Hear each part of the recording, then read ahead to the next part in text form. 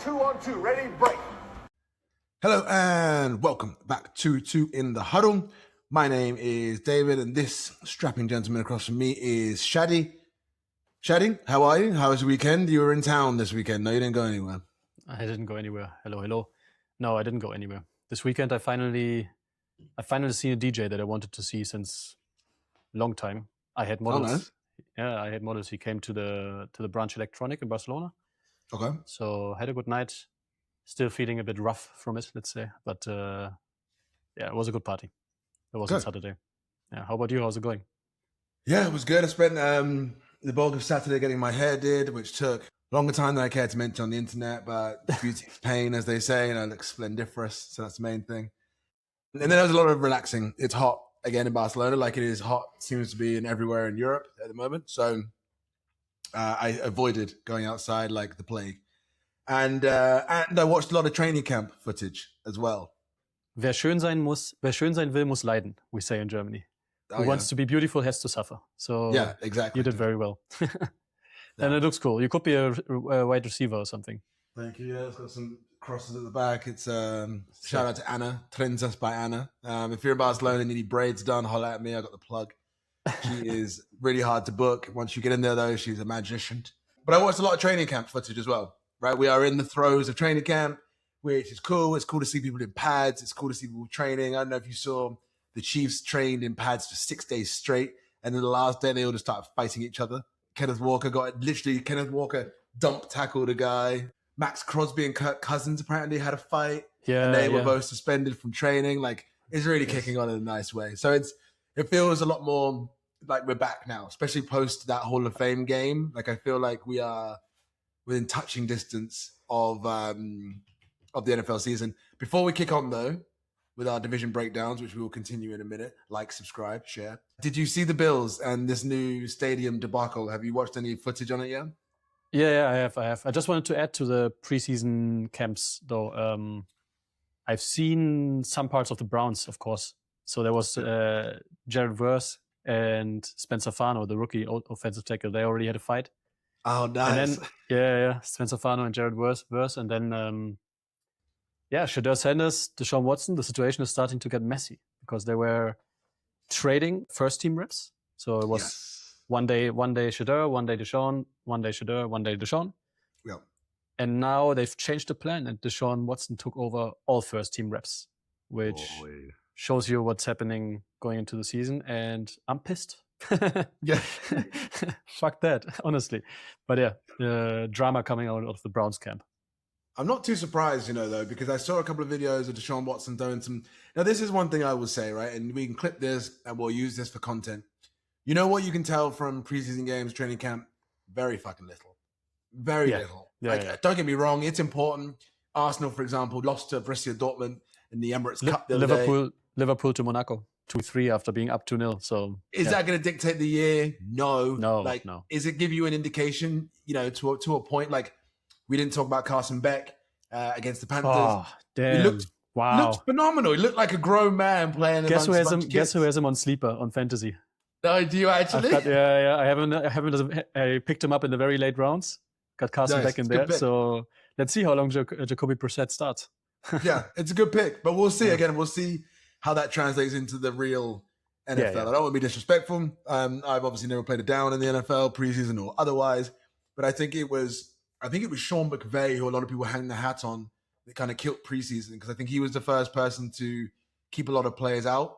It used to be like when I was younger, the starters played the first half pretty solid, and then it was everybody else came in the second half. Now you don't have a lot of the big heads that play. Like Dak Prescott, for example.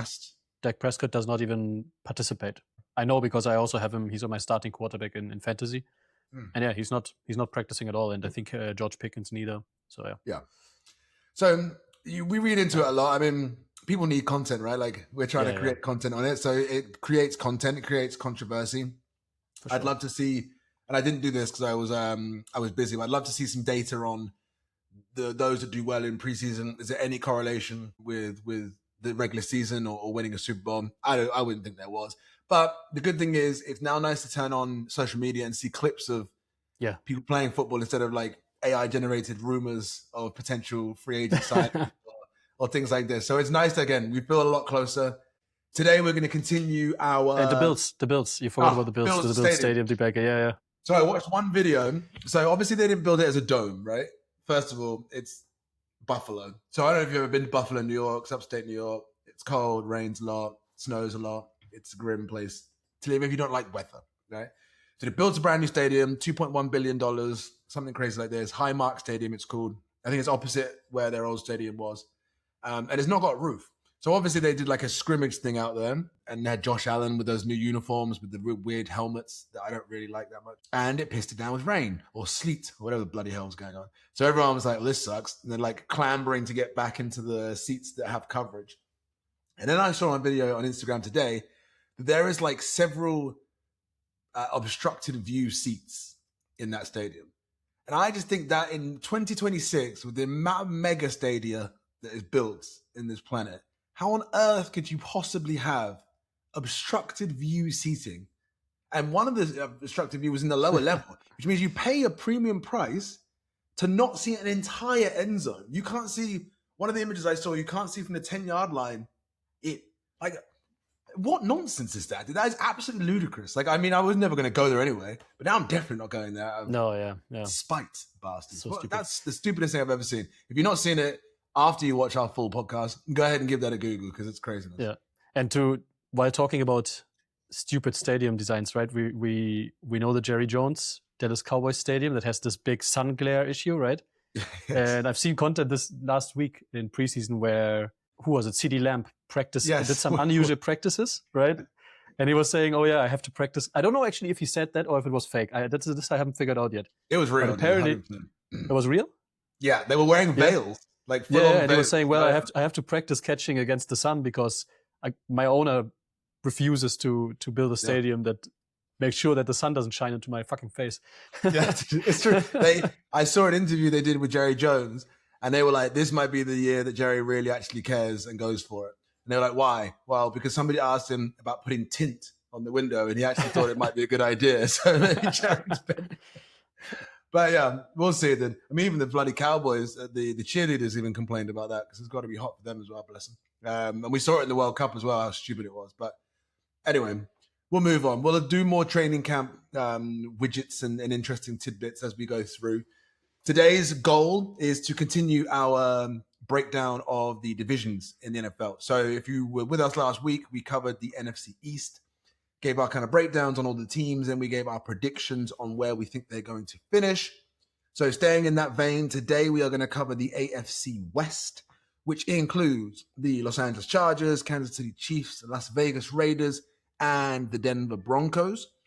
So in the exact same format, we're going to take a team each, break down kind of what the narratives are, what the summary is, how their offseason looked, and then give a little bit of a glimpse of how we feel they're going to going into next season as well. We are marching ever closer to the NFL kickoff, which is really exciting. We're also going to post these on socials, so like, share, subscribe, etc., and you can see how accurate we are as the season marches forward. But without much further ado, I think we're going to kick off for today. I am going to go first because I cannot remember who went first last week, but I will take that on my shoulders. I'm going to kick off with a team that I am very interested to talk about and weirdly high on, but also weirdly really scared of. And that is the Las Vegas Raiders. So, current kind of breakdown of the Raiders. They might be not the biggest wild card, not the biggest sleeper team. They might be one of the most interesting teams to follow, I think, in 2026. Yeah. They had a lot going on last year. They have moved on from Pete Carroll, who only lasted 1 year in Las Vegas. They have moved on from Geno Smith. They have brought in Clint Kubiak, who was the offensive coordinator for the Seattle Seahawks. Who obviously just won a Super Bowl. He comes in and it's his first head coaching job. They had the number 1 pick going into this summer as well. We'll talk about who they picked a little bit there as well. But last season wasn't great. They had their 5th consecutive losing record. So 5th consecutive year with a losing record. They drafted Ashton Genty in the first round, who a lot of people questioned if that was the right pick. He had just under 1,000 yards rushing, but the team overall wasn't very good. The quarterback play wasn't good. The receiver room wasn't good. They just weren't good, to be fair. They really weren't a good franchise. The line wasn't good. It was barely functional, the offense. Yeah. It was barely functional. Like you said, they didn't have a good season, but they had a very dysfunctional season, you can say. Exactly. Which, again, led to Pete Carroll only lasting a year. Geno Smith wasn't there very long either. Clint Kubiak comes in with a whole new direction. So a couple of new players followed Clint Kubiak coming in. I say a couple as a joke because they brought about 55 new players to that roster. Big one, though, that he actually used to work with was Kirk Cousins coming in at QB. So they worked together when they were both in Minnesota, which is quite interesting. Cousins has also worked with Andrew Jonico and offensive line coach Rick Dennison when they were in Minnesota as well. So there's a lot of pieces now to the Raiders coaching staff that have played with some of these new players or coached some of these new players that they brought in. Max Crosby is still a Las Vegas Raider. If you recall, the deal was all but done with the Ravens, and they reneged over claims of a failed medical or something like this, when I think really they just didn't want to give up, I think, 2 first-round picks or whatever it was to get Max Crosby. It was quite a haul they had to give up. They went in the direction of Trey Hendrickson.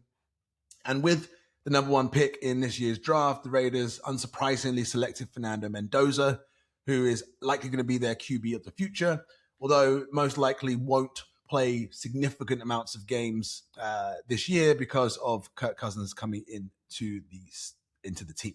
Do you know in preseason did Fernando Mendoza get first season practice at all? First team. He has not, only because he did his first step up with the ones, I believe, because Kirk Cousins and Max Crosby were suspended for scrapping. So I watched a quick a quick interview with him yesterday. He had his first practice with the ones only because Kirk Cousins wasn't in practice. The line on him so far is that he started a little bit slower, but I don't think they're in any sort of worry or any sort of rush. They brought Kirk Cousins in specifically to be the bridge, and he will be that bridge quarterback going into this season. He will start. I think they've already admitted that. They've already come out and said that straight up. So there's some interesting pieces, to this Raiders team. Bringing back from last year, Brock Bowers, who had kind of a breakout year at tight end. I think Ashton Genty is a really interesting piece. Yeah, and could be a top 10, top 5 running back in this league if he gets the right pieces around him. They also brought in Tyler Linderbaum for a huge amount of money from the Ravens. So there's been a lot of people coming into this team, and I'm going to get to a little bit of who they brought in a little bit later. But a lot of this really revolves around, are they going to be a better team because the coaching is better, right? They brought in the players. Pete Carroll was in Seattle for a really long time, right? And it just didn't quite click when he went to a new roster. Does he have maybe the exuberance or the energy to rebuild that entire organization? The coaching in the NFL is a young man's game these days versus being an older man's game, right? I think Kubiak is only 39 years old, but is now going to be a starting head coach in the NFL. So there's lots of moving parts, I think, to the Raiders organization. They're going to be an interesting team to watch because of the amount of new faces that they've got. And I'll go through some of the people they brought in. So Tyler Linderbaum, we talked about, came in as center. I think that's a really good pickup. Again, Ashton Genty was struggling for decent yards per carry last year. So that's a big player to put on the offensive line. If he can get above 5 yards per carry, I think he's going to be a really valuable back in this league. They brought in Kwity Paye, who is going to be kind of paired up alongside Max Crosby. He's got 30.5 career sacks, had 50 QB hits, and was 10th amongst NFL rushers in the run-stopping game in 2025, which is interesting. Quay Walker comes in. Nakobe Dean comes in. Those are both linebackers. So again, kind of beefing up that core. Jalen Naylor came in at wide receiver. And they drafted, 1, 2, 3, 4, 5, 6. They drafted like 10 players, a lot of them on defense as well. So it's quite clear that they wanted to go with youth, and they all wanted to go heavy on the defense. And they kind of free agency wise built a lot of that kind of momentum up as well. So it's hard to tell. It's hard to tell how they're all going to gel together. It's hard to tell what their offensive identity is going to be, if they're going to be run heavy, like maybe a little bit like the offense was in Seattle, if they are going to be a little bit more air raid and let Cousins throw the ball. I'm probably leaning towards more of a running game with a lot of play action based on that. I think they're going to use Bowers quite a lot. I think Genty's going to get the ball a lot. And defensive, they should be significantly better. The question is, can they win this division that they're currently in against some of the other teams? I doubt it. take out the Chiefs' aberration last year, these are some big blue chip franchises in the AFC West that they currently play up against. I think they're looking at significantly more wins than last year, but there's a whole bunch of question marks. How long will Kirk Cousins start for before Mendoza come in? How long will it take Mendoza to develop? What does Max Crosby look like? Will Brock Bowers take a step forward? Can the defense grow? More questions than answers, I think, on this Raiders team right now. But by goodness, they're going to be interesting to watch. I think that's the fun part about it. They're a franchise I like the look of because I like the jerseys. I like the history behind it. And they are a team that's nice to see deep into the playoffs. I don't think they'll make a deep run, but they have a really, really crazy shot at the wild card this year. If I'm putting a little bit of not a guarantee out there, but if I'm putting a little bit of a long shot out there. So I'm excited. It's hard to give a detailed breakdown of the Raiders, and I think I'm rambling at this point, but you can tell because of how crazy their offseason was and how messy their organization is. Kind of gives you an indication of how many different pieces were added and how many storylines they have going on. And I think it's apt to tell you that it's hard to describe them in a succinct paragraph because nothing about them all this offseason was terribly succinct. It was everywhere. So that's me on the Raiders. I'll take a bloody breath. What do you think, Shads? Are you high on them? Do you think they have enough pieces to make a big jump? What do you think? Let me tell you some teams that they play within the first 10 weeks of the season. Okay. Chargers, Chiefs, Patriots, Bills, Rams, 49ers, and Seahawks. Those are just the teams in the first 10 weeks. And then in between you have like the Saints, who could be a sleeper, let's see, and the Dolphins. But that's a heavy schedule going into the season. Oof. I mean, who knows? Their bye week is in week 13. Yeah. Who knows if after week 13 we see Fernando Mendoza? I think it could be. We'll see. Looking at this schedule. If you had to pick, right, if you were the head coach, if you were Clint Kubiak, how many wins would you have to by the bye to not bench Kirk Cousins? What would be your number? All right. So you need a win against the Dolphins. Yeah. You want to see a win against the Browns. And then from the rest of, you want to see a win against the Jets. So 3 wins. Yeah, 3 wins already. And then, from the rest of the pack, you're happy if you get one win from the rest of the pack. Like 1 win against the likes of 49ers, Seahawks, Broncos, Bills, Chiefs, Saints, Chargers. So 4 wins. I say 4 wins is what you want to see in 13 games. Interesting. So if anything... Or do you think that's too high?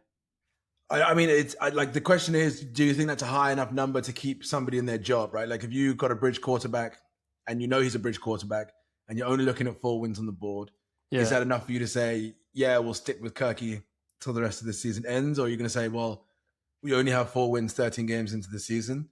It doesn't hurt to put Mendoza out there now. It's the weaker part of our schedule compared to the front. So it makes sense, but... I change them anyway after the bye. But I'm also, I like projects, I like projections, right? So, I mean, I want to see Sanders instead of Deshaun Watson. So, of course, I would go with Mendoza after the bye. But I don't know enough about the Raiders organization, about how their GM operates, in general, this is a patient organization or not. I'm not sure. But I think if they see 4 or 5 wins in those first 12 weeks, sorry. Yeah. They could stick with Kirk Cousins if they're patient. Don't throw Mendoza in too early. But I wouldn't do it. I would like to see Mendoza. They finished 3-14 last season. So they got to... So that would already be better. That would already be better, right? It'll be a step up. But I think they're going to surprise a lot of teams. They brought in, again, they drafted, I think, 10 or so players on defense. They had 6 of their 10 draft picks on defensive players after they drafted Mendoza at number 1. They already brought back, again, a couple of players that were really good last year. Bowers and Genti had a decent year. And then, Nakobe Dean, Quay Walker, they've got some pieces that they could be shockers, is what I'm saying. So I wouldn't be surprised if they sneak 1 or 2 of the wins in those first 6 games that you mentioned. And now if they get to the bye week with 5, 6, 7 maybe games won, which is again a long shot completely. Yeah. But now you're not benching Kirk Cousins to bring in Fernando Mendoza for what is questionably or quote unquote the easier part of your schedule. Do you see what I'm saying? So yeah. I don't know. It's a short answer to my point. I mean, if they get 7 wins the whole season, I think they would be happy with that. 7 wins in the full season, they would be happy with that. So yeah. And if Cousins mentored Mendoza, if they got him to a level where they felt comfortable with him starting next year and 7 wins and another draft to come and another free agency to come. The Raiders are looking at a young project, by the way. And like Clint Kubiak's a young coach. Like, could we see a scenario where he's there 10, 15 years? Again, lots of question marks. Yeah. It was hard. It was hard to write a narrative on them that didn't scatter and go all over the place because they're a very messy franchise. But secretly very excited to see them play this year. So if you see me in an Ashton Genty jersey, you'll know what. So that's me. My last thought on them is, you mentioned in the very beginning that they are one of the most exciting franchises to follow this season. And I think it's like this, right? You want to either follow the contenders, that is exciting, or you want to follow the projects, your Tennessee Titans, your Las Vegas Raiders, the ones that have a lot of new players, a new coach. You want to see what's happening there, lots of moving pieces. And then everything in between is a bit where you think, let's see if I want to follow them. Unless they have a coach on a hot seat, then maybe. Yeah, and I put the Cardinals. So they are definitely there in this bracket of project. So you want to follow them closely because you want to see they're laying the foundation for the next 5 years if things are going well, and you want to be part of that. Yeah, 100%. I think I would put the Cardinals in that they're a rebuild, but they're also not interesting enough to care about at the same time. So I don't know if I give a shite. But like the Raiders, I'm going to be watching a lot of Raiders ball. They tend to play in the later games just because of where they are in the West world Coast. And being on the West Coast. But I'm going to make an effort. We'll get our Game Pass sorted and I'll watch it on the tape. So that's me. Raiders tick us off to start. Shads, where are we going next? AFC West. Who's on Chargers. We're going to Los Angeles. Much easier narrative or narrative. Let me sum it up in one sentence. They're really in a bit of a make or break season, a season of truth, if you might want to say it. Been like that for a while, no? Yeah. I don't want to say Jim Harbaugh is on a hot seat, but still it is a season of truth for them. They've won 11 games in each of the last 2 seasons and then crashed out in the playoffs immediately. The same happened also 3 seasons ago. I don't know how many games they won there, but same thing, same story. Playoffs, wildcard round, crashed out. So 3 seasons in a row. So we know that this is a team that can do it, that can get into the playoffs, that's competitive in a division that has the Chiefs and the Broncos. So they still managed to get into the wildcard round. But they don't win. Or they don't win any playoff games, really. Yeah. And last year was even more difficult. I would even say they are getting worse every year in that respect, because last season they went into the playoffs and only scored 3 points against the New England Patriots. 3 points, Dave. Yeah, with Justin Herbert, right? And with Justin Herbert, Let McConkey, you know what I mean? Like 3 points. So I think this season the conversation around the Chargers has changed a bit. The narrative has changed a bit. We're not anymore talking about a team where we're happy to see them in the playoffs. We're talking about a team now that needs to win games in the playoffs. That's what they're measured against now. And that's what makes them interesting going into this season. They still got Justin Herbert, in many rankings, one of the top 8 quarterbacks, maybe even top 6 quarterbacks in the league. Yep. Purely skill-wise, we can discuss that. They've got Jim Harbaugh, in many rankings, one of the better coaches in the league. They've got a good defense on paper. We're going to dig into that, but they've also got an offensive line that should be considerably healthier than last season. Let's see about that. And very, very interesting, we're going to dig into that a lot. We're going to talk about that a lot now. They brought in Mike McDaniel to run the offense. Mm-hmm. Mike McDaniel failed, let's say, as the head coach of the Miami Dolphins. Wasn't the easiest job to take as your first head coach job. He went there, had some exciting offense play, but failed ultimately, and now is back as an offensive coordinator job with the Chargers. So the question we're going to answer today, or we're going to dig into, is can they turn from being just a good regular season team into being a team that actually wins playoff games? And to answer that question, the biggest thing that we need to dig into is, can Mike McDaniel unlock this offense or not? Yeah. Because at the end of the day, we're looking at Justin Herbert, and it's always we're looking at Justin Herbert. They've put a lot of load on this guy. Yeah. And I'm actually going to defend Herbert for a second. I know there's a lot of slander around him. There's a lot of people that say he just can't do it. He can't win playoff games. But I'm going to defend him for now. Yes, he's 0-3 in the playoffs. Lost 3 playoff games, never won one. But let's also look at what he had to deal with. He had 6 offensive coordinators in 7 seasons. Yep. He was sacked 54 times last season, 3rd most in the league. He faced the most pressures And then he was also playing with a fractured hand towards the end of the season. He had an injured O-line in front of him, lost both starting tackles. Yeah. So it's not exactly a great environment for a quarterback. Still, winners win, and they always find ways to win. But there are some excuses in there. So I can be quite sympathetic to the argument that the Chargers maybe haven't done enough to help Justin Herbert. Yeah. So that's why I find the whole Mike McDaniel thing so interesting, because they are showing signs that they want to help Herbert more and getting more out of the offense and not just relying on Justin Herbert. Yeah. Also, you had Amarian Hampton got injured week 5 as well. You're probably going to get to that at some point, but I think that was a bit of a blow right to the knee, because they were, by all accounts, he was running the ball pretty well, and it gives you a bit of a dual threat. You had to take account for him, but that was a big miss. And somebody to come back this year, you know. Yes, he had a great rookie season when he was fit. And that dual threat is something we're going to talk about, definitely. Nice. Because when you talk about Mike McDaniel's offenses, he runs it quite different to what you've seen from the Chargers previously. Yeah. You're talking much more about motion, preset motion. You're talking about creating space.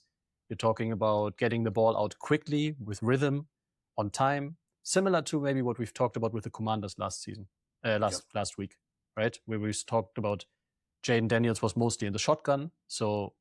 And now he will be playing mostly under center, which means you're putting less responsibility on the quarterback's creativity, movement skills, and his strong arm, and more on his responsibility to read the defense, keep the rhythm going, consistently hit your open receivers with quick slants, underneath shots, these kind of things. Yeah. So very similar to what we've analyzed last week with the Commanders. And yeah, that matters, because we know Herbert is a good pocket passer. We know Herbert has a strong arm. We know Herbert can make the big shots. Yeah. We don't know yet if Herbert can be successful in this kind of rhythm offense, but at least it means he's going to have more help. He's going to have more protection.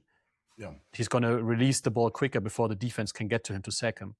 Yeah. So that's really good news. It's good science. But ultimately, what all of this culminates in with Mike McDaniel is basically, I want to see whether with Mike McDaniel, the offense can consistently put Justin Herbert into a situation where he doesn't have to make like ridiculous big-time throws just to keep a drive alive, right? I want to see him adapting to and operating more in a rhythm scheme, similar to maybe what Bo Nix does at the Broncos, or did. We're going to talk about that later. And yeah, we will see if Justin Herbert can operate in that Mike McDaniel offense. But it's the narrative is more complex than you think. It's not just about Justin Herbert. It's about taking that offense and giving it a rhythm. And that's what Mike McDaniel is there for. And staying healthy. They've got a very similar Bengals kind of issue where, like, on paper, talent's top to bottom, coaching, they play in the nice weather, they got a nice blonde, long-haired quarterback. But if you can't stay healthy and keep positions, like it's mute. You know what I mean? I wanted to ask you at the very end of the segment a question, but since you already mentioned the Bengals now, I'm going to ask you this question now. Okay. Out of Joe Burrow and Justin Herbert, who do you take in your team? Because I have a clear opinion on that. I mean, I'm taking Joe Burrow. I think Joe Burrow is a better quarterback, without a shadow of a doubt. I don't think it's a question of who's better. I also think Joey B at LSU with the cigars is always something that sticks out in my head. I feel like I'd get along better with Joe Burrow. I think it's no doubt. I think Joe Burrow is a top 5, top 3 QB, and I think Justin Herbert's top 15. And then there is a gulf in that gap, in my opinion. Okay. I understand. I would take, like, if Herbert can show this season that he can operate in this rhythm-based play, where he doesn't always have to just do the big shots, the big throws, but where he can consistently just hit the target on time, I take Justin Herbert. I take Justin Herbert in that moment. That's why I'm saying the narrative for me is this is a make it or break it year for Justin Herbert. Not necessarily for Harbaugh, but for Justin Herbert. He needs to prove that he can operate under Mike McDaniel. It's interesting, right? Like, is it a crazy take to say Herbert is closer to Trevor Lawrence than he is to Joe Burrow? Like, at what point do we say that Herbert's had a lot of good things around him, and Trevor Lawrence was this guy who every now and then is incredible and everyone thinks maybe he's a second coming of you know what, but like the Herbert hype, I'd be intrigued on. Like, a lot of people consider Justin Herbert to be up there. Physical traits, arm strength, crazy passing Yeah, numbers. because he does the Hollywood throws, but he does them because he has to. But we have never seen him. We never have seen him in an offense where the offense doesn't rely on him making those big throws. We haven't seen that yet. So that's why all these questions, the answer to all these questions is basically the same thing. We will know the answer to this question after 10 games this season, pretty much. Yeah. And that would be the question, the barometer for me. Like, if you had Trevor Lawrence on the side of above average quarterback, not elite, and Joe Burrow is elite, I think Herbert's right in that middle. And I would now use this season a barometer of where he lands. Exactly. He's going to go on. And that's the narrative for me. That's the narrative summed down. But anyway, let's not reduce it just to the quarterback. Let's also talk about the skill players in the team, because the offense has more to offer than just the quarterback. For the Chargers, Let McConkey, star wide receiver, he's still there. He's still good. Let's see. Quentin Johnston is coming off a season where he had 735 yards and 8 touchdowns. Not too bad for wide receiver 2. Nice. And he's improving. Yeah, so I think he's still young. And then on wide receiver 3, they have Trey Harris. He started to show a bit more promise towards the end of the rookie season, but didn't have the greatest numbers. But then where it gets really interesting is the tight end room. And we don't say this very often, but this is with the Chargers, it gets really interesting. Because Mike McDaniel likes to play with 12 personnel, which means 1 running back and 2 tight ends. He likes to play that. Because he often uses multiple tight ends with complementary skill sets to keep the defense guessing. Basically, he's putting out one look and the defense doesn't know what type of offense are they going to run, because it's very versatile, because those tight ends have complementary skill sets. So they've got one true receiving weapon on tight end in Oron DeGadzen. He had more receiving yards than Trey Harris, wide receiver number 3 last season, and he was on a rookie year as well. Okay. And then they've added a veteran receiving threat, David Njoku from the Browns, on free agency. And lastly, they added Charlie Kolar to help with the run blocking. So really complementary skill set on tight end, and I like what that signals. I like it shows we buy into Mike McDaniel's offense. That's what it shows for me. Yeah. And we want to give a more versatile offense. We want to give more options to Justin Herbert. So really cool signal as well. Good offseason moves in my opinion. Then you've got Omarion Hampton on running back. I'm really curious to see how he's going to come back from his injury. He had a great rookie year when he was playing, lots of potential. I know he was quite high in fantasy as well, so people have high hopes for him. For sure. And the Chargers will have a better O-line because Rashawn Slater and Joey Alt are coming back from injuries. So I expect a lot from the running game. With one more run-blocking tight end, 12 personnel, Omarion Hampton in there, 2 tackles coming back. I expect more from the running game, which means Justin Herbert the defenses have to respect the run game more, which gives, again, more options to Justin Herbert. Yeah. So that's quite good. If he can stay healthy. Yeah. So Hampton, running back, one to look out for next season. Then lastly, on offense, and then I'm done with the offense, but mostly the offense is interesting for the Chargers, and I love talking about it, to be honest. I mentioned multiple times that the O-line is very important for them, because that's what crashed last season. Yeah. And you read everywhere and you assume everywhere that it is fixed now, because the tackles are coming back from injury, so problems should be solved. Also, I think they traded for him or got him on free agency, Tyler Biadasz at center, who's a veteran center. Biadasz, yeah. So again, another improvement on the O-line. I did look into it though, and apparently the interior O-line, the guards, are still a bit, we don't know yet. Don't want to mention any names here because I don't know them myself. I'm not the biggest guard expert. I mean, but apparently it's not ranked very highly at the moment, the interior O-line. Okay, so, that's interesting to watch out for. One thing to watch out for, but they need to improve.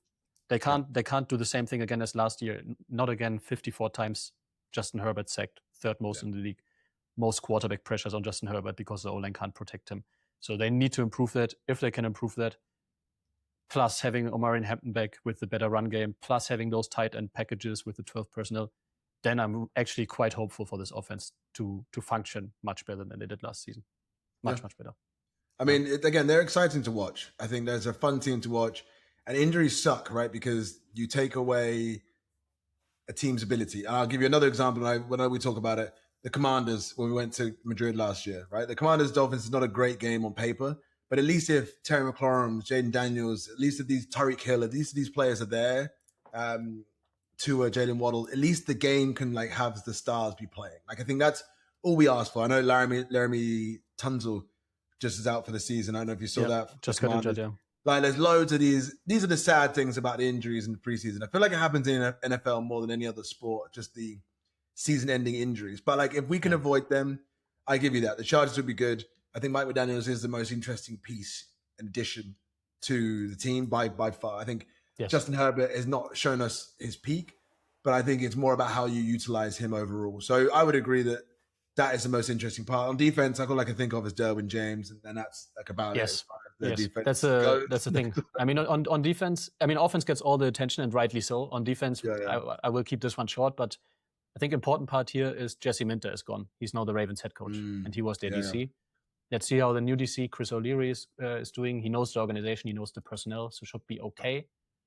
I don't really expect defense to fall apart or anything like this. No. Like you said, Derwin James is still there. He's like consistently ranked in the top 10 safeties in the league.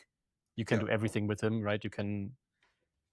As a safety, you can do everything with him. You can use him for blitzes, for coverage, close to the line of scrimmage, far from the line of scrimmage, doesn't really matter. Yeah, it doesn't. And Tuli Tuipulotu had a breakout season last season, leading pass rusher. He takes over the numbers that Khalil Mack can't provide anymore. Yeah. And maybe the last person to look out for on defense, the Chargers used their first round pick to draft Akeem Mesidor, who could slowly take over from Khalil Mack, who's now 35 and his output is slowly decreasing. Mesidor is interesting because he's 25 years old as a rookie, which shows you one thing and proves one thing. They've picked someone that can immediately have impact, someone that is old enough, mature enough, and physical, experienced enough to slot in. It shows you that they're not thinking of. They're thinking of winning now. That's their mindset right now. Has to be the mindset. That has to be the mindset. Yes. So that's why this is a make it or break it year. This is why Justin Herbert. This is the year Justin Herbert needs to deliver.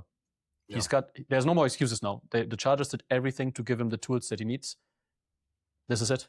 Justin Herbert, this is it. You heard it here, Justin. I know you're listening, probably with your fiance, sat at home watching Two in the Huddle. No pressure, but fucking sort it out because otherwise you'll be gone. The excuses are gone. I was the one defending him at the beginning of the segment. Yes, I reached the end. I reached the end of the segment saying all of these excuses that I had at the beginning of the segment. Yeah, they fixed them, or on paper they fixed them. We see how it's going to turn out, but on paper they fixed them, and now it's on Herbert to deliver with that. So what actually counts as a success for Chargers? This is what I wanted to close with. They need to win playoff games. Not only a wildcard round game, but the wildcard game and one more is what they need to win. Do they need to reach to the Super Bowl? Maybe not, but definitely they need to win two playoff games, and then that's going to be a success for them. Fully agree. And that's why 2026 is exciting for the Chargers. Very exciting. Yeah, there'll be a team to watch. Again, another East Coast team or West Coast team that we get not as much eyeballs on. I feel like, again, I saw less of their games last season, but interesting team to watch that are always there and thereabouts. And we'll see the first 6 seasons if everything we proclaimed about them fixing is actually fixed. So interesting team. I know some people have them as sleeper Super Bowl picks, but not me. Yeah, I think if they get to the conference championship, it'd be a sterling season that they can build off from. But let's see. Let's wait and see. So nice breakdown there as well. Shouts, appreciate that on the Chargers and the offense and the Mike McDaniels side of things. We'll come back to this. Maybe this throughout the season, you can be on Chargers Watch and give us an update as we go through the season on how they progress. I think that'd be really helpful. But keeping this train rolling as we move through the AFC West, I got another interesting team to talk about. The most interesting. They are the Kansas City Chiefs, which it feels weird to be talking about the Chiefs in not glowing terms as we normally do, right? They had their worst season, are you ready? Since 2012, when they finished 6-11. So they had a lot of injuries that really kind of hurt the season. The biggest, obviously, being Patrick Mahomes when he did his ACL in Week 15, funnily enough, against the Chargers. Even Andy Reid can't overcome that, right? Like the man is not a bloody wizard. If you're arguably one of the greatest quarterbacks not just a generation, maybe all time, depending on how the rest of his career goes down. It's really tough to come back from that. I think also they didn't get the progression they needed from, Rashee Rice. There's a lot of drama around that. Xavier Worthy, Travis Kelce's production has started to slide a little bit, and they didn't really have a running game. Isaac Pacheco, as much fun as he is to watch him run physically, didn't kick on like everybody necessarily expected. And they had lost Eric Bieniemy as well, so they'd lost a big part of how their offense operates, which leads me back into my next point, that they have now brought back Eric Bieniemy as the offensive coordinator. So you've still got Steve Spagnuolo on the defense, you've got Andy Reid, head coach, and now you've got Eric Bieniemy back in the offensive coordinator. So now they've rebuilt essentially a really mature coaching staff that knows the team, that knows the players. They're going to be running the same kind of West Coast offense that Andy Reid really loves to run. It's going to be a lot of play action, a lot of positional versatility, and I think it's going to be really suitable for them. So that's going to be interesting to see how they all come back together. Another part of what really hampered them last season was their defense as well. So they did lose some players in the offseason, which we'll talk about in a sec because it annoyed me. But they did draft. When it came to defense, they drafted a couple players in. They've also brought back L'Jarius Sneed as well, which is, again, somebody that we'll get onto. But the defense really suffered last year. They couldn't get people off the field. They gave up a lot on the run defense. They gave up a lot on the offense, in the air as well. So they needed to retool a little bit. I don't know if you've seen the images coming out of training camp, but Mahomes looks pretty bloody good. Like, sorry, when he did his, what do you mean by retool a little bit? I didn't get that. They needed to retool as in the offense wasn't clicking, so they brought back Eric Bieniemy. They obviously didn't have a run game, so we'll talk about Kenneth Walker a little bit as well. So they've retooled a couple of different things. It wasn't a rebuild. They didn't need to go tear it all down and bring it back up again, but they needed a couple of tweaks, I think was the key. And I know, again, Patrick Mahomes potentially wasn't going to be starting maybe till week 3 or 4, depending on how the injury was going. But I've seen pictures of him in training camp running out to his opposite side and throwing dimes. It looks like he's going to be starting week 1. So Justin Fields may not ever see the field. Who knows? In Kansas City. We're going to have to wait and see. And it's a big season for Kansas City, right? They want to get back onto that dynastic march that they were on. Other teams around them are getting better. It's going to be an interesting season to see if they can change their narrative back to one of Chiefs being the team to beat, right? I would argue the Rams are in a roster situation better than the Chiefs, but the Chiefs had Andy Reid and they have Patrick Mahomes. So you can never count those guys out. And that kind of leads me into some nice things that they've done in the offseason and things that they've done in the offseason that annoyed me. So let's start with the annoying ones. They got rid of 2 of their decent corners. And I'd say decent because they didn't have a very deep corner room. They got rid of 2 of their best corners. Trent McDuffie and Jalen Watson both went to the Rams. They drafted Mansour Delane as a replacement. So he'll probably have to start at QB. And we liked that pick. I remember we were quite positive about that pick. Yeah. We liked the pick. But I liked the pick behind Trent McDuffie and behind Jalen Watson. I liked him as CB3 and you can bring him forward. I don't like him as you have to put him on an island and make him your starting corner.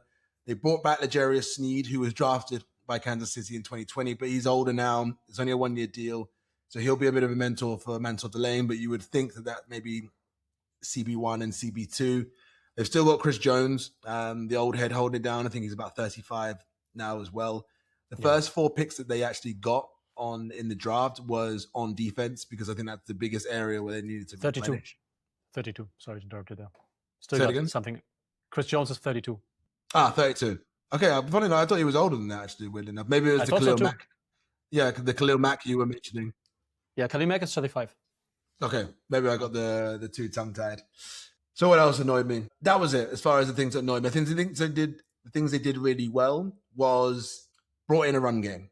So Kenneth Walker has come over from Seattle. I think it really ties in nicely with that West Coast offense with a lot of play action because Kenneth Walker is a big play guy, right? Led the league last year in plays of more than 20 yards from a running back. I think you now have to respect the run game. I think he's a serious player. Travis Kelce did resign. He's now married to Taylor Swift. Who knows? He might get a second wind and come back as an absolute baller, especially for the last couple of years of his career. And again, you got Eric Bieniemy, which I think is bringing him back it gives stability to that offense and stability to the team. Although, did you hear the drama about Eric Bieniemy and his wife and his son? So, yeah, dude, crazy story. It's a heavy story, yeah.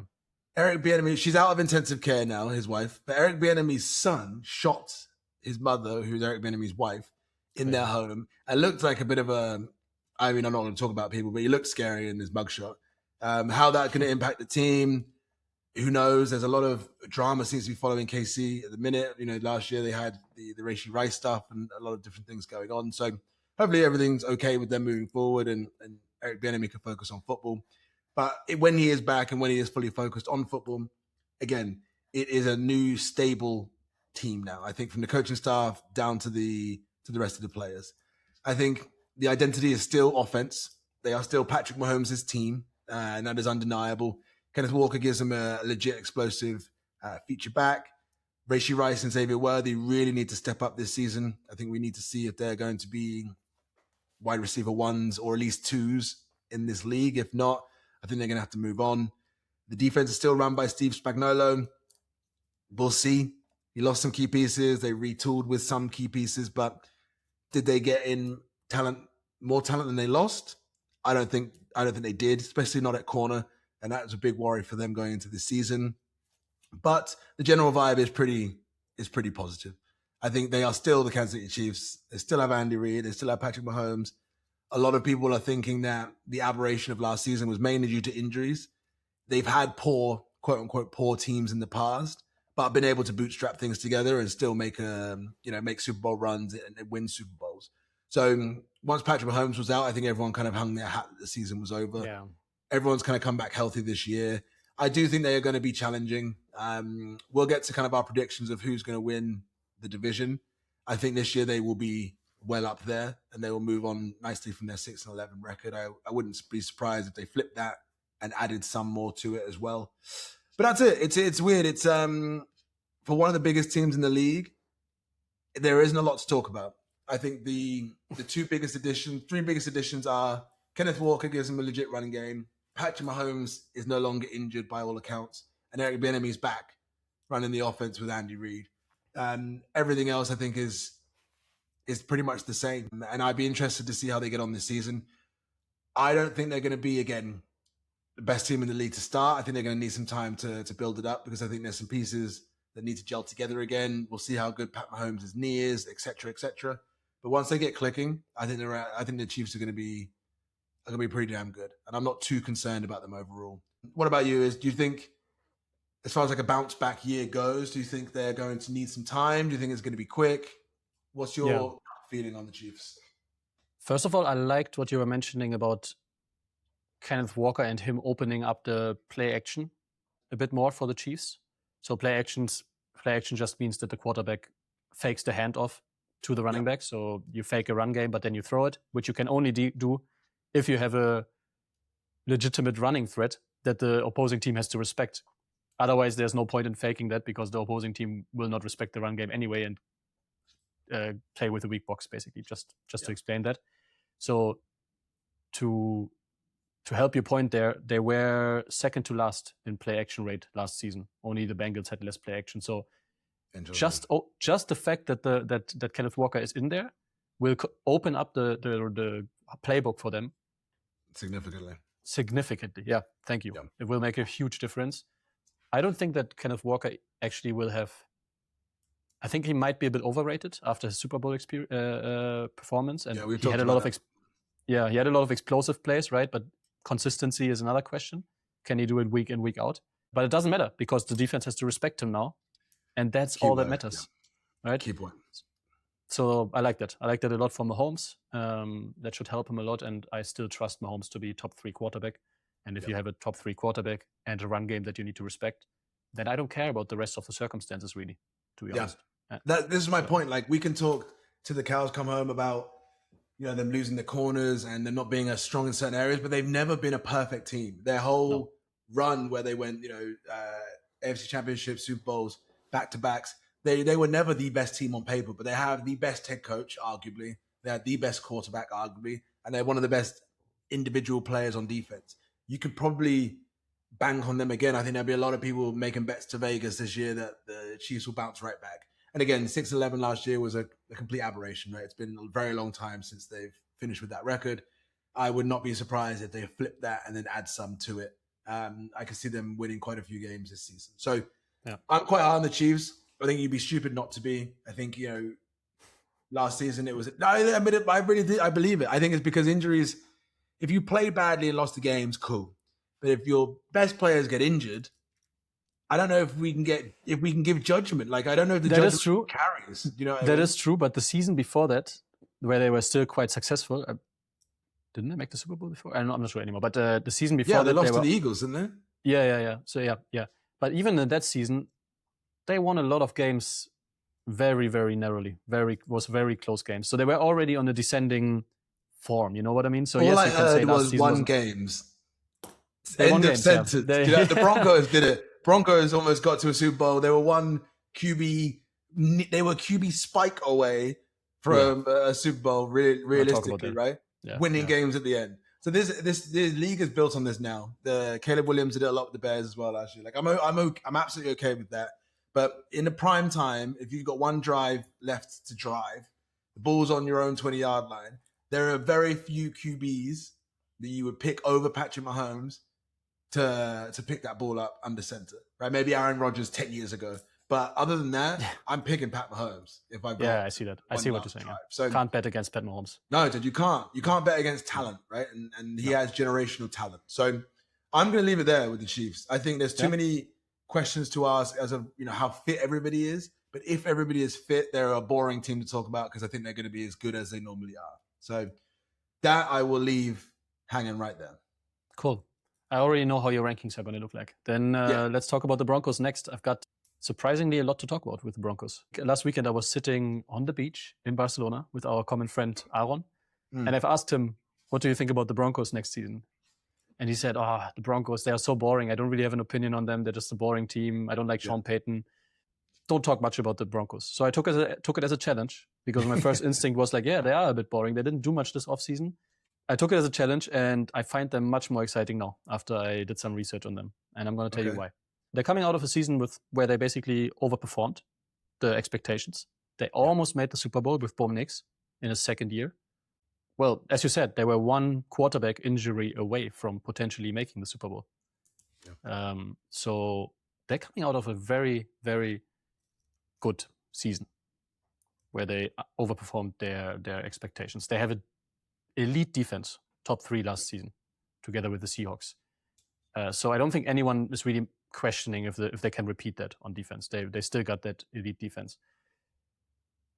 Now on offense, they had a good offense. They had a good rhythm game. They kept things clocking along. It was just enough to win games. Everything fine.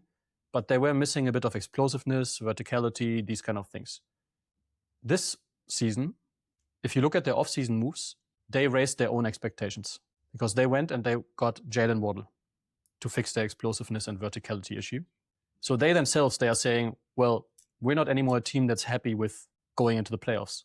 We think we have our franchise quarterback. We think we have the talent in the team to make it to the Super Bowl. And we think we know the piece that we are missing and we are going to invest heavily into that piece. Yeah, that's their self-perception. And that's what makes them intriguing because they see themselves as contender next season. And you should be following contenders, or at least teams that think of themselves as contender. Now the question is, are they right or are they wrong? Are they contenders or are they not contenders? To answer that, we have to start with the defense. Yeah, I mean, earlier we said with the Chargers, we have to talk about the offense. With the Broncos, we have to talk about the defense. I mean, this is still the identity of this football team. They run a hard defense. You will hear a lot of analysts say that Denver generates pressure without blitzing. Yeah. So what does that actually mean? Pressure without blitzing. Why, if that's so cool, why does not every team just do pressure without blitzing? Why are they able to do it? It's because they have one massive advantage. They have the best D-line, probably in the league. So they can create pressure just with 4 guys. Yeah. Wow. Best until Aaron Donald signs with the Rams, but continue. Last season. We talk about last season. Yeah, we're talking about last season. So they were able to create pressure with just 4 guys. They didn't have to blitz, which meant they don't have to bring the extra man from the linebackers, from the safeties, from the cornerbacks to create that pressure, which is a nightmare for quarterbacks because he has less time to throw, but then still all the guys are in the coverage. Yeah. On top of all of that, you have Pat Surtain. one of the best cornerbacks in football right now. He's only 26. He's up there with maybe, we mentioned Trent McDuffie before, Denzel Ward, Sauce Gardner, these kind of people. He's up there with these people. And it's not only, I mean... Fun fact about Pat Surtain, sorry, just to cut you off. I'm old enough as far as like watching the NFL to remember his dad as well. Oh, yeah? So Patrick Surtain Sr., yeah, I think he played at Florida State. Then I think he played for... Did he play for the Dolphins for a while? Yeah, he played for the Dolphins for quite a long time. And there's another couple of names that bum around from there. But yeah, I'm old enough to know his dad, so that just makes me feel old. But anyway, sorry, continue about Patrick Surtain. I've seen that you felt old when you saw the Hall of Fame editions. Oh, that was the unk moment, for goodness sake. Yeah, yeah. I'm afraid there are only going to be more and not less in the coming years. Now, what I found interesting about Pat Surtain, also when I looked into him, is he's so good at cornerback that he doesn't only make the secondary better, but he basically gives more freedom to the defensive coordinator Vance Joseph to do a lot of other things with the other players, because the part that Pat Surtain is covering, one-on-one, he doesn't need help. You can forget about that part, which then means you can disguise coverages, you can rotate safeties, you can blitz, you can drop players back. You are very adaptive in the rest of your defense because of that. He can live on an island. I think like you can leave him alone on an island, I think is like the phrase you would use. Nice one. Yeah. So that's not going to change next season is what I'm trying to say. And I wanted to dig and explain to you guys out there a little bit why that defense is so good. It's pure talent, but it's also the talent on D-line and on Pat Surtain allows you to be very versatile and make the quarterback's life very, very difficult. The offense, almost the complete opposite of that. It's much less about confusing defenses, or at least last season it was much less about that. It's based a lot on rhythm and precision. The thing that I've mentioned earlier with what Mike McDaniels might bring to the Chargers. And I like these two words here, rhythm and precision, because that's what Bo Nix really is and what fits quite well to Bo Nix. He's not like Patrick Mahomes that can throw, or at least he didn't have to show like Patrick Mahomes level skill of like making ridiculous throws from impossible angles, or like your Lamar Jackson scrambling out of a pocket and creating stuff out of nowhere. He just has to carry out the game plan on time, on rhythm, and precise, which is harder than it sounds, right? That takes a level of talent. So yeah, it's about taking this right option again and again and again and keeping the offense, the drive running. So that's why I think Bo Nix fits very well into this offense with Sean Payton. But as I mentioned earlier, the criticism and what they were lacking last season was verticality and explosiveness on this offense. Explosive, yeah. You need sometimes this little X factor in there to make opposing defenses guess. I mean, they don't really scare defenses at the moment. They are middle of the pack in total passing touchdowns. They had issues on early downs. Okay. I've looked into it. They had the third most third downs. Which basically means that they don't convert early on, which then puts them into pressure situations on third down and puts them into company of the likes of Browns, Titans, and Jets. So not good at all on offense. So all of that is just to say Jalen Waddle is here to fix that. And I think people maybe are looking at this Jalen Waddle trade slightly the wrong way, because you will immediately ask, okay, how many yards is Jalen Waddle going to have? How many receptions is he going to have? But similar to the Kenneth Walker thing with the Chiefs, the Jalen Waddle thing is about opening the playbook, keeping defenses busy. They have to worry about him now. They have to respect him now, which means, again, more space underneath for the likes of Cortland Sutton, more room for Evan Ingram, more opportunities for the running game, all that stuff. So it makes the offense much more multifaceted, multi-layered, much more interesting to watch. Exactly. Yeah. Exactly. So that's really cool. Let's look quickly at the rest of the offense. You still have, I mentioned Cortland Sutton as he's kind of Bo Nix's safety blanket. He's the one that probably gets the major share of receptions, that he will throw the ball to the most. They've got Troy Franklin still developing. They also have a rookie, Pat Bryant, who's kind of the third receiver at the moment. Sean Payton actually said, he is our third receiver, but we don't have a classic third receiver. We don't have a number 1A or 2 or 3. We're just different than that. He basically wants to have every receiver to have the same role. Nice. And then you have Marvin Mims. He's still there as well. He's one of those players that you don't really build your offense around him, but you call him this kind of utility player. Gadget. Yeah. Gadget player. Yeah. Thank you. Right. So lots of things like what you call them, screens or reverses. Thank you. This kind of lots of more gadgety, finicky plays. So really balanced wide receiver group, not like lots of world talent in there, but very balanced. I agree. Running back. What about? Are you going to talk about the run game? Yes. Probably going to get to it, but they got one good running back that's pissed me off the last couple of years. Bless him, just because he can't stay healthy. But I think we're going to get J.K. Dobbins and R.J. Harvey. Yeah, that's the one. Yeah, solid. I would say a solid running game, but that's it. Let's see how it's going to perform now that they have more that opposing defenses have more to worry about. But I would say solid. Yeah, that's pretty much it on offense. So Jalen Waddle is going to change everything. Hopefully they can add more explosiveness into there, and then they're going to be a much more interesting team to watch and less boring. You said they're boring. Sorry, well, before we go, because you said they're boring now and a couple of times. Well, like the perception is boring, but they won a lot of their games late. So, like, is the play boring, but the games they play are exciting? Like, surely, like games won, and didn't they win the most the most games? No, in the last. No, that was Bears. I think that was Bears. You talking? I thought the Broncos also had a big streak of winning games. I'm going to Google it right now. I'm not aware. Won a lot. I know the Bears have won the most games in history in the last 2 minutes or something like this in the witching hour. The witching hour. Yeah, the Broncos won a massive number of games throughout the 2025 NFL season, winning 13. Yeah, I think they are boring they were boring in the sense of the offense is not exciting to watch, and it's usually low scoring games that they win. So that's why. Yeah. But yeah, the offense has changed, and that's what makes them exciting. On defense, I've already mentioned why they are crazy dangerous on defense. One thing I have not mentioned yet is they lost John Franklin Myers, who left in free agency to the Titans, where Robert Saleh is trying to build a winning defense. So that's going to be interesting to watch.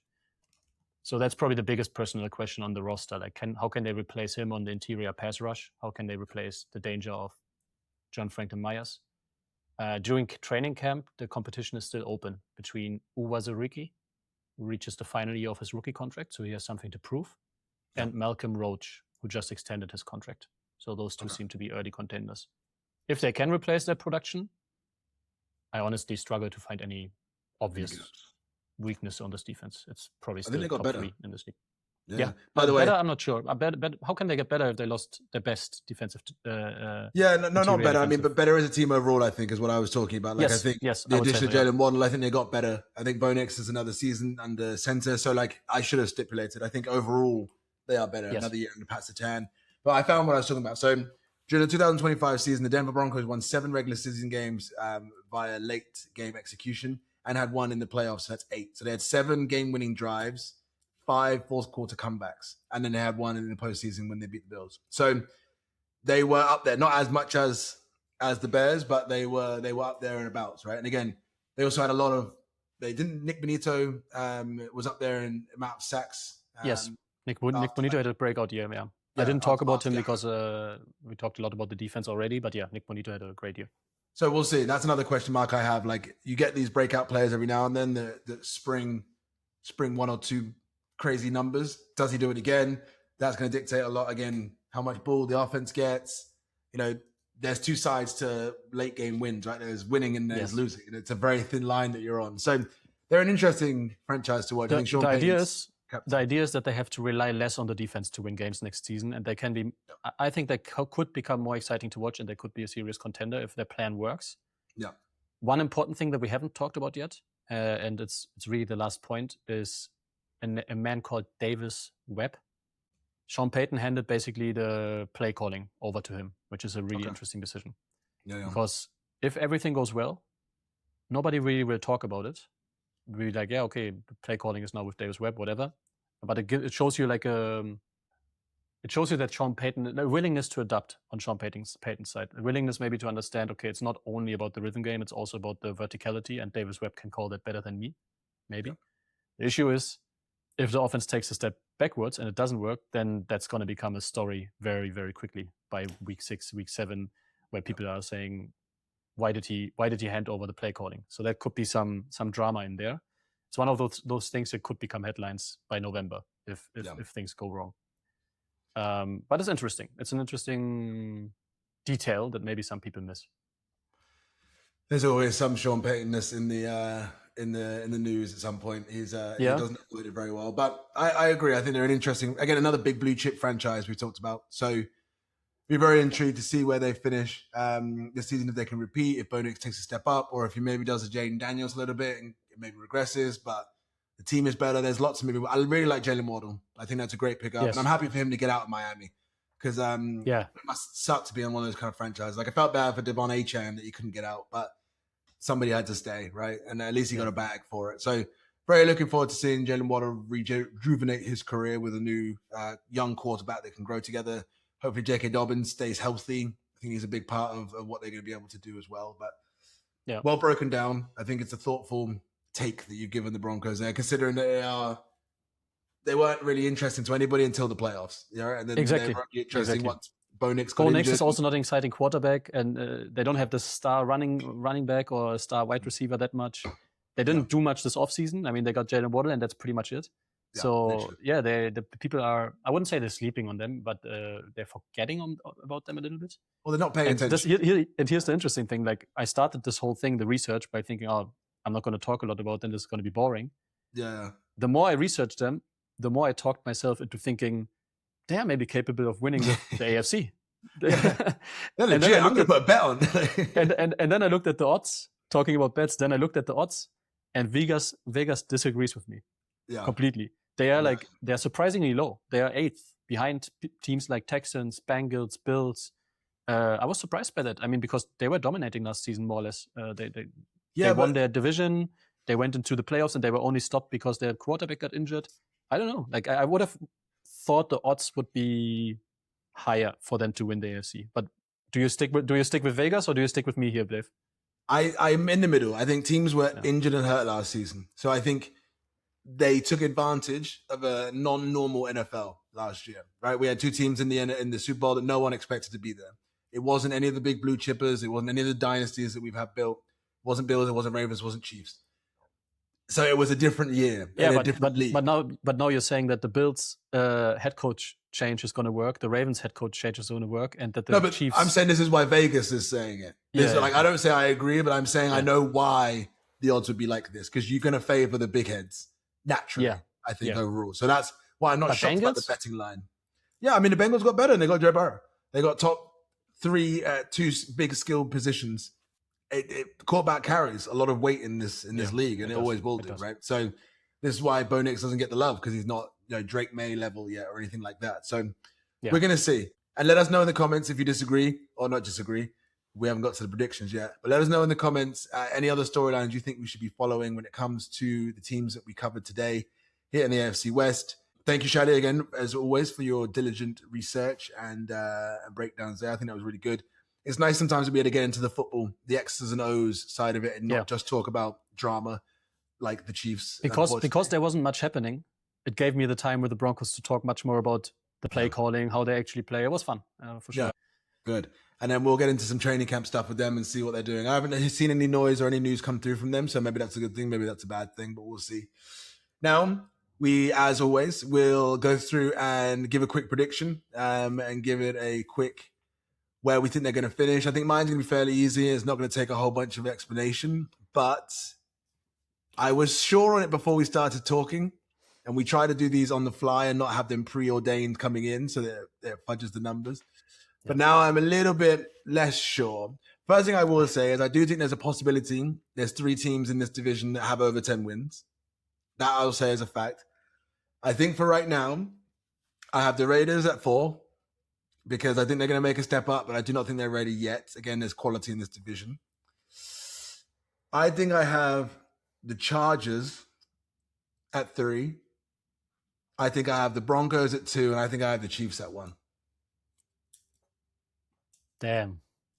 Going into it, did you think that's what it would have been? Or have you changed your opinion? I think before I saw Patrick Mahomes running and throwing the ball in training camp this week, I think that's what's changed it, to be fair. I did not expect him to be back till maybe week 6, week 7 when he first went down, right? And you would have had Justin Fields for the first 7 games. And then I would have been a little bit down on the Chiefs. But he looks pretty bloody mobile, dude, to be honest with you. Eric Bieniemy's back. There's a lot of positive buzz, throwing to Travis Swift as well. And maybe the receivers take a step up, and you got Kenneth Walker. Again, I think that's changed my mind. It was that clip of him rolling out to his opposite side, throwing a crossbody. He looked pretty bloody good, dude. So it's hard to bet against them. And I think the Chargers are going to whiff on us again. I honestly do. And I think the Broncos will be good again. So that's my 4. I'm going to do it again. Raiders 4, Chargers 3, Broncos 2, Chargers 1. Let me know in the comments if you agree with me. And Shadi, what's about you? For me, it's Raiders on 4. I'm actually lower on them than you are. I think they're going to win 4 games again or something like this. Maybe. Fair enough. Raiders on 4. Not convinced yet. Chargers on 3. Wild card. Crash out again. I made this whole thesis, but I think Justin Herbert is not going to deliver it, and that's what it stands and falls with. Yeah. Chiefs on 2 and Broncos on 1. You think the Broncos can repeat again? You're comfortable on the Broncos? Yeah, I liked what I was looking at with the Broncos. Yeah. I don't think their defense is going to get worse. I think their offense is going to be better. I think the Chiefs are going to be better, and yes, they're not going to have injuries anymore, and yes, Patrick Mahomes is Patrick Mahomes and all that stuff, and I think even they make the playoffs and they probably get far in the playoffs, but I don't think they win the division. Okay. Because they're not going to consistently win as much as the Broncos are. No. Also, the receivers are a bit. Again, it's Patrick Mahomes, but the receivers are a bit. Yeah, but I the last thing I'll leave you with is this, and thank you, Shadi, for yours. Let us know in the comments. You agree with me? You agree with Shadi? We'll have a little bit of a scrap, and we'll see who's right at the end of the season. Last thing I'll leave you with for today is name me one wide receiver from the Kansas City Chiefs before Xavier Worthy, Rashee Rice that's not Juju Smith-Schuster, and I tell you why the man can still win a Super Bowl with bummy receivers. Tyreek Hill. But he's not a funny bummy receiver. I mean, no. Have they been the same? Have they been the same since Tyreek Hill left and since what was the second one? Yeah, they won the Super Bowl the year after he left. Yeah, but how did they win it? Come on, that's what I'm point. How did they win it? I know they won it, but how did they win it? I re-preface my question and say since Tyreek Hill. I don't know. Exactly. We'll see. We'll see if this still makes the cut. But overall, again, let us know in the comments who you think is going to win the AFC East that we did today. AFC West, apologies. It's a very interesting division. I think there's some good teams in there. I think we're going to see a lot of good stuff coming out of that division this year.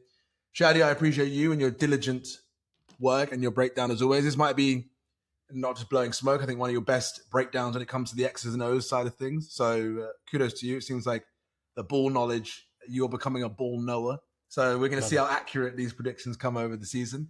Training camp has really started. So if you've not seen any of that fun stuff, go watch on YouTube, watch the highlights, watch the training camp stuff. It's really interesting.